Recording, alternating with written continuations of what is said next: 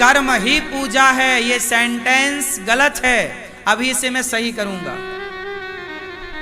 कर्म ही पूजा है, कर्म बड़ा है। फिर कैसा कर्म बड़ा है? अब इसमें ये मेंशन कौन करेगा? कर्म दो प्रकार के होते हैं। एक वो कर्म जो करने योग्य हैं, एक वो कर्म जो करने योग्य। ये कौन सा कर्म करें कौन सा ना करें ये कौन बताएगा? यही बताने के लिए धर्म है कि भाई साहब धर्म युक्त कर्म करो। दूध पीना ये कर्म अच्छा है, शराब पीना ये कर्म बुरा है। गाय की जीव जंतु की रक्षा करने का कर्म अच्छा है, पर गर्दन पे तलवार चलाने का कर्म, हाँ, इसलिए कर्म ही पूजा है। ये सेंटेंस गलत है। लेकिन तुमने ट्रक के पीछे पढ़ी होगी ये लाइन, याद कर ली। अब ट्रक के पीछे लिखने वाले कितने ज्ञानी होंगे? इसलिए ट्रक के पीछे का ज्ञान ना अपनाओ, शास्त्रों का ज्ञान अपनाओ, भगवद गीता का ज्ञान अपनाओ।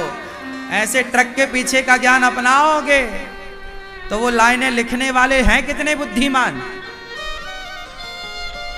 वो तो खुद कबाड़ी हैं, तो ज्ञान कितना अच्छा देंगे।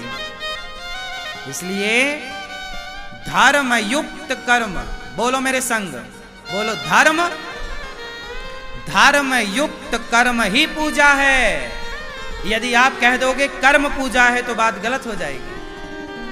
धर्म युक्त, क्या आपके कर्म में धर्म है? कोई कसाई गाय काट रहा है, अब बताओ क्या उसके कर्म में धर्म है? उत्तर दो।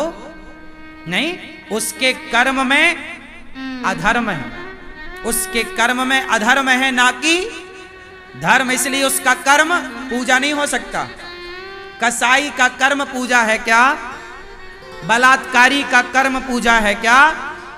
नहीं, क्योंकि उसके कर्म जब जब जब कर्म के आगे धर्म जुड़ेगा, धर्म के अकॉर्डिंग, धर्म के हिसाब से जब कर्म होगा तब जाके वो कर्म पूजा बनेगा।